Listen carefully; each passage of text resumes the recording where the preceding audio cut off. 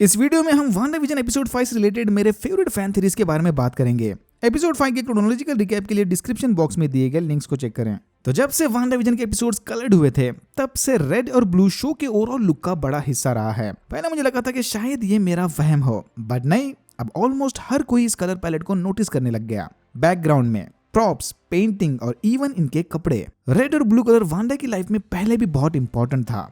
Wanda red colour के कपड़े पहनती है और पिएट्रो ब्लू कलर के कपड़े पहनता था। लगता है अब यही कलर स्कीम स्पीड और विकान अपना लेंगे। अचानक से बड़े होने पर टॉमी और बिली ने भी रेड और ब्लू शेड्स के कपड़े ही पहने थे। तो थैंक गॉड कि वो मेरा बस वहम नहीं था। अब तक तो ऑलमोस्ट सब लोग जान चुके होंगे कि टॉमी और बिली आगे चल के यंग एवेंजर्स में स्पीड और विकान नाम के सुपर हीरो बन जाएंगे। स्पीड के पास पिएट्रो या क्विक सिल्वर जैसे पावर्स होंगे और विकान के पास वांडा जैसे। एपिसोड 5 में तो ये भी कंफर्म हो गया था कि वांडा का जादू इसके बच्चों पर काम नहीं करता। वो अगर चाहे तो इस रियलिटी में अपनी मनमानी करके जब चाहे तब अपनी उम्र बढ़ा सकते हैं। देखते हैं मार्वल इन दोनों को एमसीयू में कैसे लॉन्च करता है। एपिसोड 4 से ही फैंस को एक्टिंग डायरेक्टर टाइलर के कैरेक्टर में कुछ गड़बड़ लग रही थी। मानो उसके क्रिएटर्स जानबूझ के टाइलर को एक बुरा कैरेक्टर दिखाना चाहते हैं। अब या तो ये वाकई में बैड गाय है या फिर हर बार की तरह ही सारे मिलके हमको पागल बना रहे। फैंस का डाउट एपिसोड 5 में ऑलमोस्ट कंफर्म ही हो गया। टाइलर ने मोनिका को बिना बताए उसकी मदद से वांडा और वेस्ट्यू में मौजूद सारे लोगों की जानें खतरे में डाल दी, ड्रोन के अंदर मिसाइल भेज के। बच्चे थे भाई उधर। सॉर्ड का डायरेक्टर बनने के बाद से ही इसने बहुत सारे इंटरनल चेंजेस किए। सॉर्ड अब सेंटिएंट वेपन बनाती नहीं है, बस उन्हें मॉनिटर करती है। बट क्या वाकई में सॉर्ड ने सेंटिएंट वेपन बनाना बंद कर दिया? आई थिंक इसका जवाब हमें इस वाले सीन में मिल सकता है। टाइलर ब्रीफिंग के दौरान सबको बताता है कि वांडा ने सॉर्ड के सीक्रेट लोकेशन पर जाकर विजन की बॉडी चुरा ली। विजन नहीं चाहता था कि कोई उसके मरने के बाद उसे फिर से जिंदा करे या किसी वेपन में बदल दे। अगर देखा जाए तो विजन खुद भी एक तरीके का सेंटिएंट वेपन ही था। मे बी सीक्रेट फैसिलिटी में टाइलर की टीम विजन की बॉडी पर रिसर्च करके उसे फिर से जिंदा करना चाह रही हो।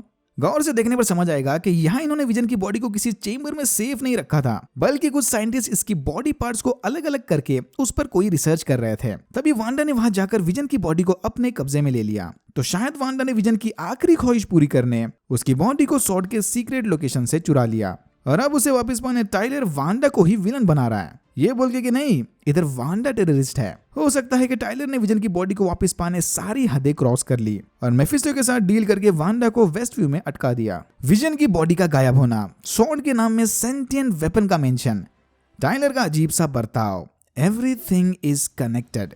शायद मेफिस्टो, ग्रिम रीपर और एग्नेस साथ मिलकर वांडा को मैनिपुलेट कर रहे हैं ताकि वो किसी तरह विजन की बॉडी को सॉर्ड को लौटा दे। टाइलर को विजन मिल जाएगा और मेफिस्टो को टॉमी एंड बिली। या फिर ऐसा भी हो सकता है कि टाइलर को ही विजन के साथ साथ टॉमी और बिली भी चाहिए।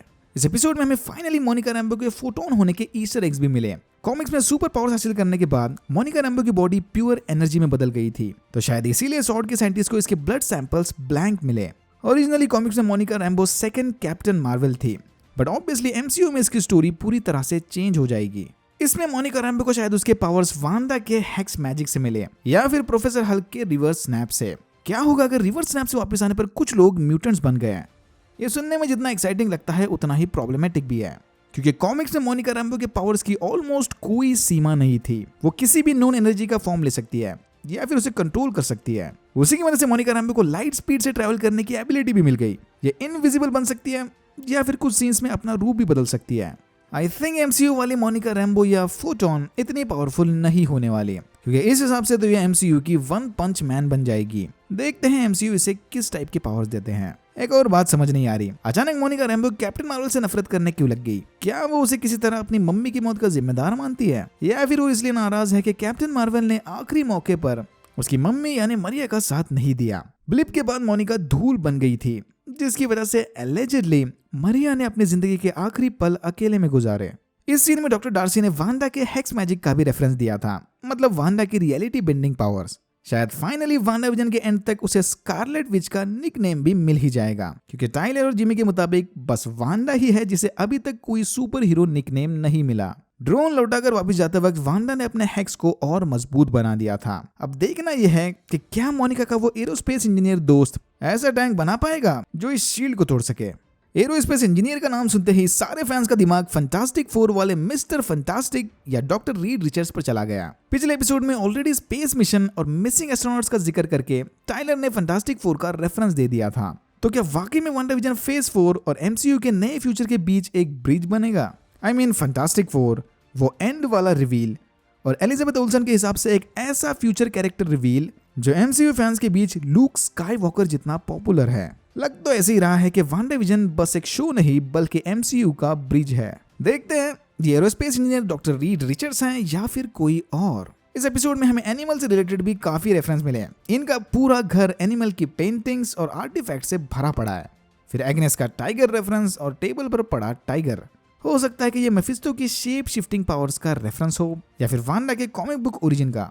वो वाला ओरिजिन जरूरत से ज्यादा अजीब था भाई, बात ना करे तो ये अच्छा है। अब बात करते हैं विजन और नॉम वाले सीन की। विजन के द्वारा जगाए जाने पर नॉम इसे वेस्टव्यू की सच्चाई बताता है कि किसी ने इनके दिमाग पर कंट्रोल करके इन्हें इस सिटकम यूनिवर्स में कैदी बना दिया। बट नॉम उस लेडी का नाम नहीं लेता, बस उसे शी कहकर बुलाता है, स्टॉप हर। ये सुनते ही विजन की तरह ही हमारा पहला शक भी वांडा की तरफ ही जाता है। बट क्या वो वाकई में वांडा ही है? आई मीन अब ये लोग इस चीज को इतना ऑब्वियस बना रहे हैं कि इस बात पर भी शक होने लग गया। जस्ट इन केस अगर वो लेडी वांडा नहीं तो फिर कौन हो सकती है? Devil in the details, डॉटी?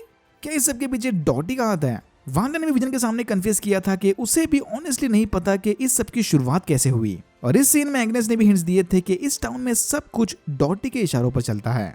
डॉटी ने ही वांडा के दिमाग में चिल्ड्रन वाली बात डाली थी। अगर डॉटी भी नहीं तो अगला सबसे ऑब्वियस चॉइस है एग्नेस, जो कि शायद एगाथा हार्कनेस है। कॉमिक्स में एगाथा हार्कनेस कभी वांडा की विलन थी तो कभी उसकी मेंटर। अगर वांडा विजन में ये मेंटर नहीं तो विलन होगी। इसी ने शायद वांडा को बुरे टाइम में देखकर उसके पावर्स का गलत इस्तेमाल किया और उसे टॉमी और बिली को जन्म देने में मजबूर किया ताकि वो उन बच्चों को मेफिस्टो के हवाले कर सके। शायद इसीलिए उसे वांडा के बच्चों में इतना इंटरेस्ट है। बहुत लोगों ने यह भी ध्यान दिया कि जब जब वांडा के बच्चे बड़े हुए तब एग्नेस वहां पर थी। ये मैजिक अपने सामने होता देखकर भी उसे पूरी तरह से इग्नोर करती है। एग्नेस को भी शायद पता हो कि एक बार इसके बच्चे पैदा हो जाएं तो उसके बाद वांडा का मैजिक उन पर काम नहीं करेगा, इसलिए शायद वो हमेशा इनके पास रहकर इन पर नजर रखती हो। पहले रोते हुए चुप कराने आ गई तब बच्चे बड़े हो गए, फिर डॉग हाउस देने आई तब बच्चे और बड़े होकर 10 साल के हो गए। एंड में स्पार्की के मरने के बाद इसी ने बच्चों के इमोशंस को दूर करने उन्हें फिर से बड़ा होने के लिए मजबूर किया, बट वांडा ने इन्हें रोक लिया। इस सीन में या तो एग्नेस वांडा के बच्चों को बड़ा होने में मैनिपुलेट कर रही थी या फिर वांडा के हेक्स पावर्स को चेक कर रही थी, ये देखने कि क्या वाकई में वांडा किसी को फिर से जिंदा कर सकती है। जो भी है, मुझे लगता है कि Agnes is the impostor among them. इसी स्पार्की वाले सीन में पोस्टमैन का कैरेक्टर भी वापस आ गया। इसकी बातों को सुन के लग रहा है कि शायद यहाँ रहने वाले सारे लोगों को पता है कि वांडा उनके दिमाग पर कंट्रोल कर रही है। अगर इस बंदे की बातों पर भरोसा कर लिया तो हमारी शी वाली पहली थ्योरी भी साबित हो गई। इसने साफ साफ बच्चों को बोला था कि तुम्हारी मम्मी किसी को टाउन छोड़कर जाने नहीं देगी। मेरे रिकैप वाली वीडियो में मैंने कहा था कि मुझे नहीं लगता कि ये पोस्टमैन FBI का मिसिंग इन्फॉर्मेंट होगा, क्योंकि अगर ऐसा होता तो जिमी इसे देखते ही पहचान कर बोर्ड पर इसे आइडेंटिफाई कर देता। बट ध्यान देने पर पता चलता है कि बोर्ड पर तो पोस्टमैन का अभी तक फोटो भी नहीं लगा। या तो किसी ने इसके सीन्स ब्रॉडकास्ट से काट दिए या फिर जिमी अपने इन्फॉर्मेंट की आइडेंटिटी छुपाने उसे बचा रहा है, या फिर ये बंदा मेफिस्टो है। हाल ही में फैंस ने यह भी नोटिस किया है कि धीरे धीरे वांडा विजन में टाइम से रिलेटेड ईस्टर एग्स बढ़ते ही जा रहे हैं। टाइम पहले से ही इस अनयूजुअल कपल की स्टोरी का बड़ा हिस्सा रहा है। इन्हें एक दूसरे के साथ रहने ज्यादा टाइम नहीं मिला। बाद में कम टाइम की वजह से माइंड स्टोन को सेफली निकालने की बजाय वांडा ने उसे तबाह कर दिया। फिर थानोस ने टाइम स्टोन की मदद से सब रिवर्स करके माइंड स्टोन विजन के सर से निकाल दिया। इस सब की शुरुआत स्ट्रकर वॉच से हुई, बट बाद में कुछ ईगल आइज फैंस ने यह भी नोटिस किया कि वेट, इस शो का हर कैरेक्टर हमेशा अपने हाथ में घड़ी पहनता है, इवन यहाँ के बच्चे। वेल, अभी तक बच्चे तो 2 ही हैं, बट फिर भी रिस्ट वॉचेस बहुत ही अंडरस्टेटेड होते हैं। जनरली आम लोगों का इस पर ध्यान नहीं जाता, बट इसके क्रिएटर्स जानबूझकर उन्हें इस तरह से फ्रेम करते हैं कि जो बंदा ओरोलॉजी नर्ड नहीं है उसका ध्यान भी इन वॉचेस पर जाएगा। देखते हैं इन सबका आगे क्या मतलब निकलेगा। ओके, एपिसोड 5 का सबसे बड़ा रिवील, $71.3 बिलियन का कैमियो। जब से फॉक्स और डिज्नी की डील वाली न्यूज आई थी तब से मार्वल फैंस एक्समैन या म्यूटेंट्स को MCU में देखने के लिए तरस गए थे। फाइनली वो दिन आ गया। एपिसोड 5 के एंड में इवान पीटर्स, जिसने एक्समैन मूवीज में क्विक सिल्वर का रोल प्ले किया था, पिएट्रो बन के वांडा की रियलिटी में दाखिल हो गया। ये यहाँ पर कैसे आया, इसके 2 मेन तरीके हो सकते हैं। पहला कि वांडा ने रैंडमली पिएट्रो को रिकास्ट कर दिया और बस इत्तेफाकन वो बंदा एक्समैन वाले क्विक सिल्वर जैसा दिखता है। बट लेट्स बी ऑनेस्ट, हम सब जानते हैं कि इस सीन में मार्वल ने धीरे से मल्टीवर्स का दरवाजा खोल दिया। शायद वांडा ने अल्टरनेट अर्थ वाले पिएट्रो की मेमोरी वाइप करके उसे अपनी रियलिटी में लाया। या फिर किसी और ने इसे वांडा की रियलिटी में लाया। अगर ऐसा हुआ तो उसका मतलब ये होगा कि फॉक्स में दिखाए सारे एक्समेन मूवीज जो ऑलरेडी रिबूट हो चुके हैं वो सब अल्टरनेट रियलिटी का हिस्सा हैं। Multiverse is official. अब देखना यह है कि वो स्पेशल कैरेक्टर कौन है जिसकी बात एलिजाबेथ कर रही थी। मे बी इस पोस्टमैन की तरह ही वो स्पेशल कैरेक्टर भी कोई रैंडम पिज्जा डिलीवरी गाय हो, क्या पता। धीरे धीरे मार्वल का बना यह अजीब सा शो एक मास्टरपीस बनते जा रहा है। देखते हैं एपिसोड 6 में क्या बवाल मचेगा अब। Alright, that's it for now. अगर आपको वीडियो अच्छा लगा तो please like share and subscribe for more videos like this. मैंने ऐसे और भी वीडियोस बनाए जिनके लिंक्स आपको डिस्क्रिप्शन बॉक्स में मिल जाएंगे। Thank you very much for watching and I am hoping to see you in my next one.